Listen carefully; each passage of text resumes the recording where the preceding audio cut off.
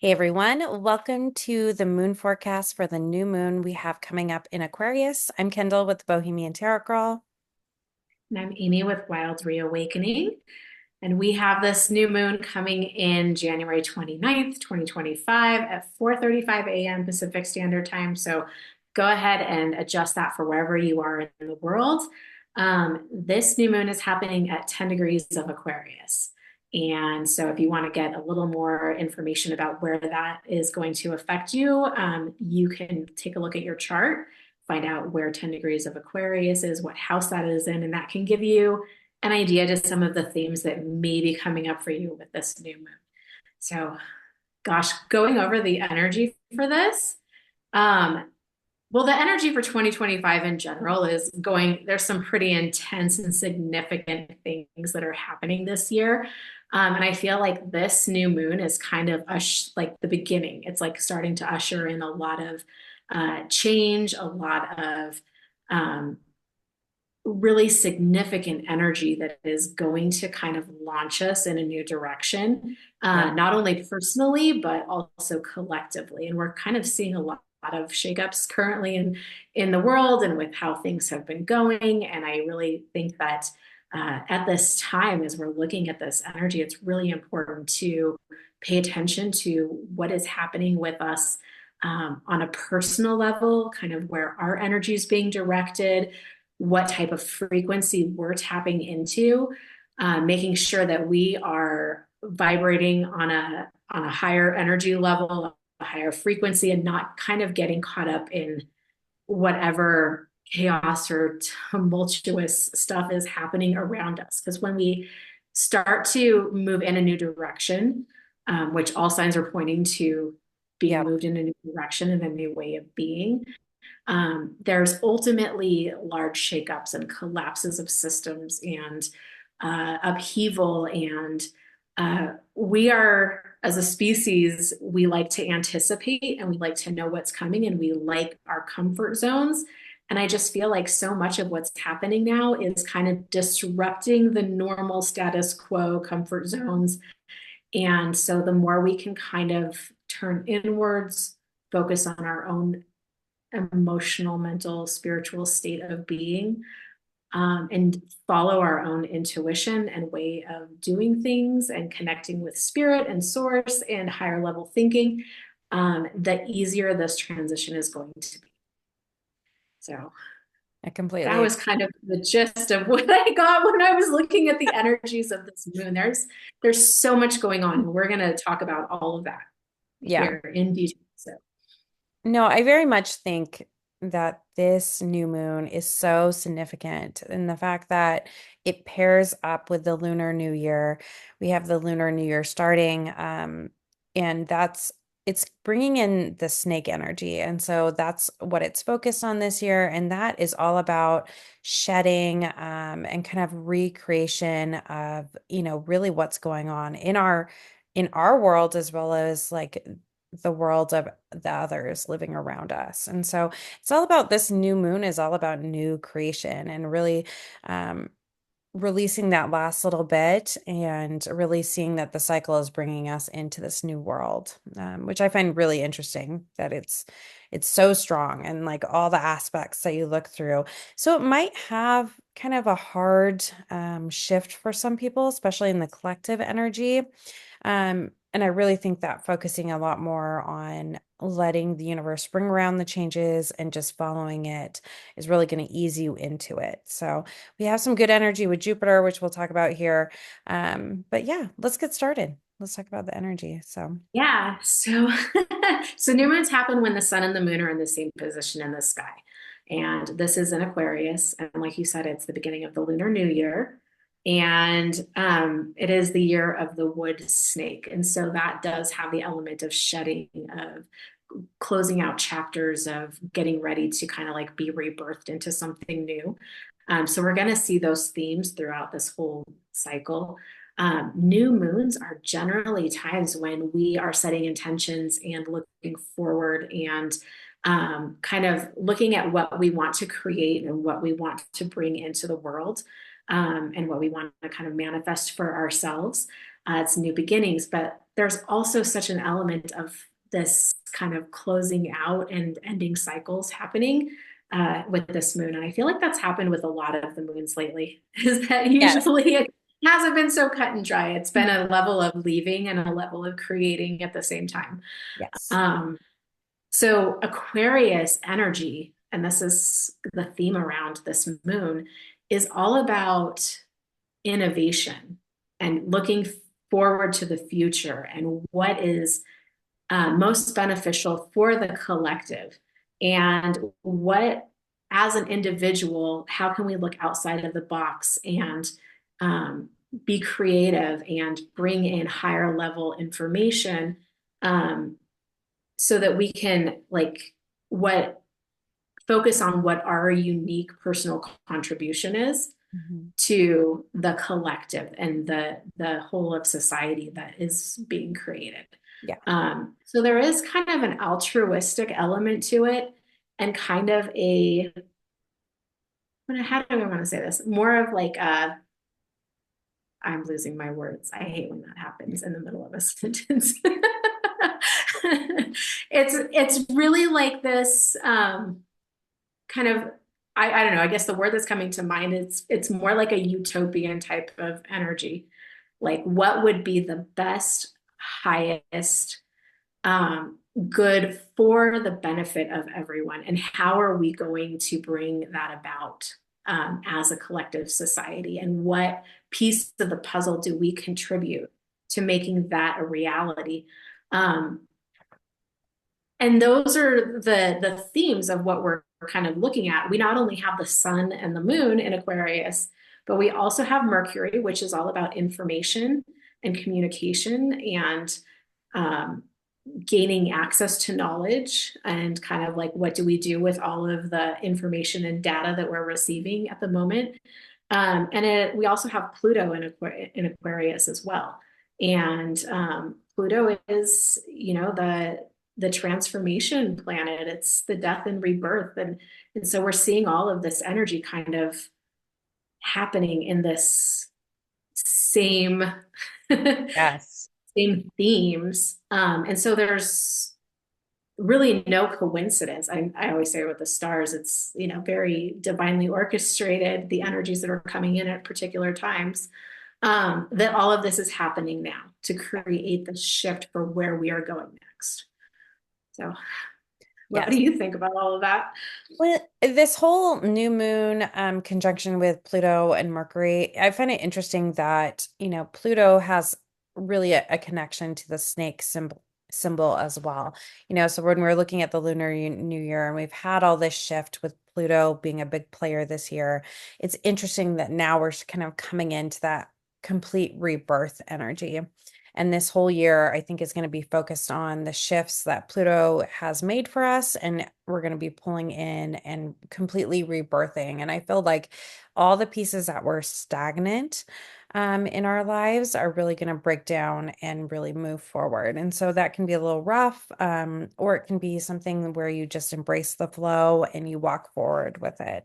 And so that's where I recommend people just kind of go like finding the flow within and seeing that it's for your, as things change, things are for the better. It'll eventually work out. And so we know things can be a little bit rough. Really, it's just like a push to change.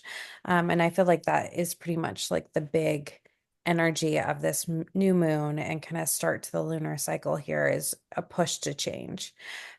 So, and you can kind Mhm. of see that playing out obviously in the news that there's this huge push to change. And it can be rough and we don't know, where it's going or leading, and it can go different ways. It's just kind of like sometimes there has to be a catalyst. Um, and it doesn't necessarily, tie to where we land right now. It's gonna just edge us towards, a future that is in the distance. So it's Yeah. interesting because we don't really get to see where necessarily where we're landing. It's all about like kind of like the final breakdown and edging us into this new cycle, which I find interesting. So, Yeah. Positive change and change in general. is usually preceded by moments that look like utter chaos. Um, and there's a lot of things, whether personally or collectively right now, that may feel like utter chaos. Um, and the best thing that I feel like you can do in those moments, looking from an energetic kind of standpoint, is to focus on what you want your life and your future to look like. Yes. Because your thoughts and your belief systems and where you focus your energy is kind of how we create things. And if you're kind of stuck in everything being terrible and your world is falling apart and nothing is ever going to be right, and what you tell yourself is kind of what we manifest. And it's so important right now, especially on a collective level, is that the more of us who are looking at how can we maintain our vibration at a Mhm. higher level? How can we focus our energy on where we want to go and the good that we want to create so that the reality starts to mirror the inner workings of our belief systems and our minds and what we're creating. Um, and that's just, I mean, we think of things as being like manifestation and being kind of woo woo, but it really goes and is tied into the laws of the universe and the laws of physics in general, quantum physics. Mhm. So we are all creating our realities, and pay attention to where you're focusing um, your energy at this time, especially because 100%. because things might feel a little weird for a while, but it doesn't mean it can't shift into something good. Yes. And that's the ultimate goal, is that we want to create realities that we feel good in. So um, And really that's your personal responsibility there. yeah, really focus on the feelings right now if you're doing any kind of manifestation work, or if you even if you're just thinking about where you want to go. Really break it down to, if it's a new career you want to start, break it down to the feelings that you want to feel about the career. All the different little pieces, really think about the feelings. And I feel like if you focus on that, it's going to be a little bit easier. For the universe to bring you what is really needed for you right now versus like focusing on the nitty gritty little pieces. Even to the point of like, oh, I want a certain job in this. No, just go ahead and focus on what you want the feelings of the job to bring you, right?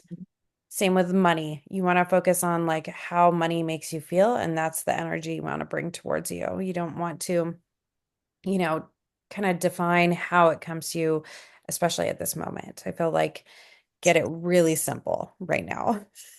Yeah, because we also have, going along those lines, we have Uranus, which has been in Taurus, which is about our physical reality. And that's been there since 2018, and it's going to stay there for, well, it is going to shift this year, 2025. So it's at its kind of like end stages of this transformation that it's had. But Uranus is the planet of kind of the surprise element, like the big shakeups, what is going to be the unexpected. And we have it's been in retrograde, which means it's kind of been moving slow, and it's kind of been going backwards and reassessing some things that it had kind of gone over before when it was going direct. But right after this new moon on January 30th, Uranus stations direct. And so we're going to start seeing that forward momentum of this change agent planet coming back in and causing some more shakeups. And shakeups don't have to be bad. It can be the element of surprise of like, oh, now there is this way of making money that I'd never thought of, or oh, there's this opportunity that's presenting itself that I had no idea about before. It could be sudden shift in any area of your life. I mean, you would really want to kind of like keep the doors open for possibility. But there can be some really unexpected developments and exciting changes that come into your awareness during this new moon and shortly after this new moon, that is going to bring more clarity, kind of like these epiphany moments.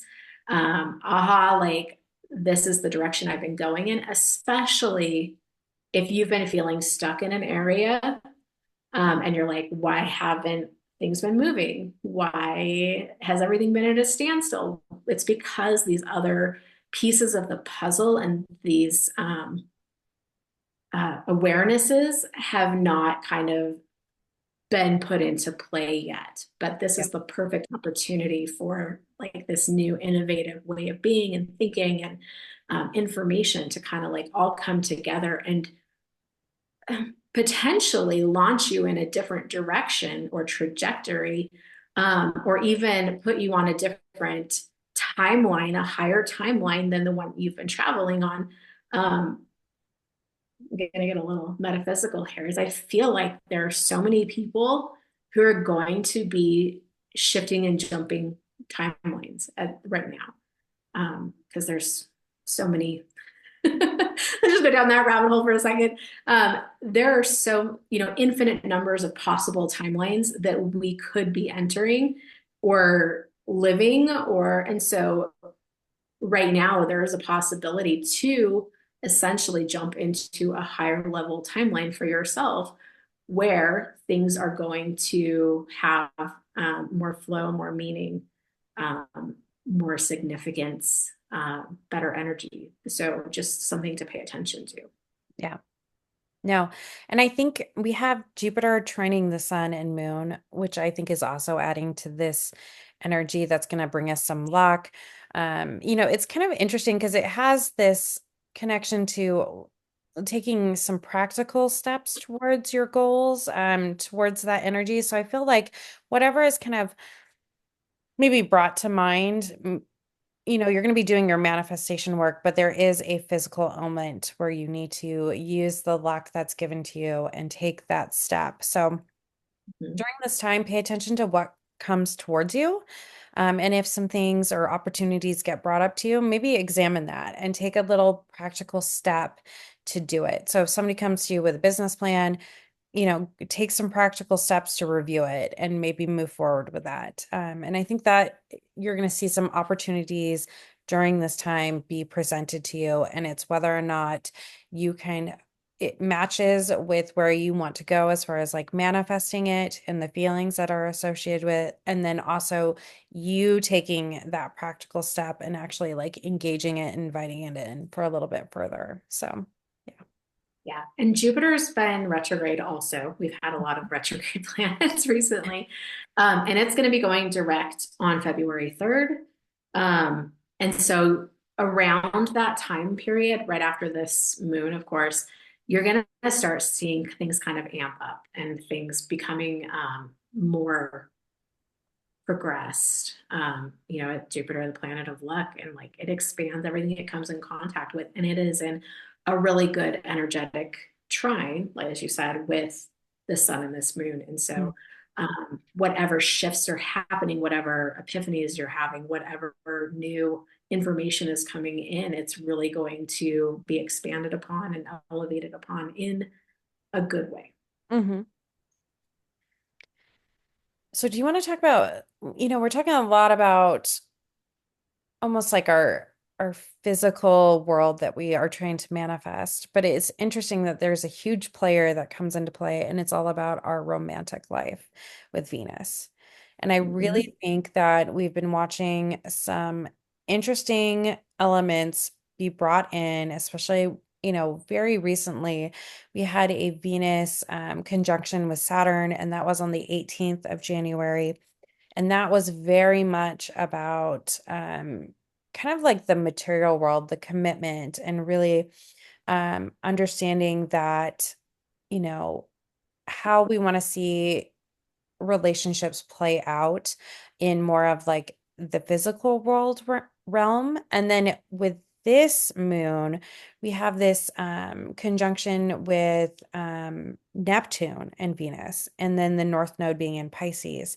And it's all about this future, but it's this universal love. It's really the love from within. And so it's this interesting blend where we've been asked to look at how love and relationships really play out in our lives. And then now we're seeing the full picture about how it's kind of divinely brought to us. And I really feel like that is a message that comes with Venus and that this new moon is really that divine energy and really being able to wrap it up and understand that, you know, this full love and how you want to see love can be defined by how you see love for yourself. Um, and I really feel like there's a last moment, there's a cycle happening, and there's some releasing of it. And it's really asking you to release the negative things that you carry with you, and probably that we've manifested right into our lives. I feel like this is a lot of, um, kind of like the universal checking on us as far as like, do you realize what you're manifesting in your life? Do you realize what you're bringing in? And like, we just had some experiences and you need to like check yourself and really move forward in a way that connects to, you know, the more divine light of what you want. We have a tendency to focus so much on, especially in our love life and how we define and what would be make a good partner in our life, that we're not looking at it from like a point of view that if we didn't have all these material things in our life, what sort of person would we want to bring in? And I think that's where we need to focus is really on like if you removed all of the garbage in our world, who's the person that you would want to have with you? Because we have a tendency to pick partners that, bring other values into our lives. And I think that it's highlighting that piece for us. How did you feel about this? This is a really interesting and unique kind of set of planets together Yeah. because and they're in Pisces, which is all about higher level perspective. It's your spirituality. It's um, how you connect with your intuition and um, kind of what exists beyond the physical realm of things. And Pisces, it has such a divine awareness to it. And so having Venus in this, and Venus, being the planet of love and money and all of that, it's kind of like this, like as you said, like this higher level focus on what we view love as being, but not just what we view it as being, but what is the highest representation of those emotions and how do we limit it for ourselves? What stories do we tell ourselves around the kind of love that we're allowed to give or receive or um, and and having it kind of with Neptune, which Hmm. is ruled by Pisces, and Neptune kind of being that representation of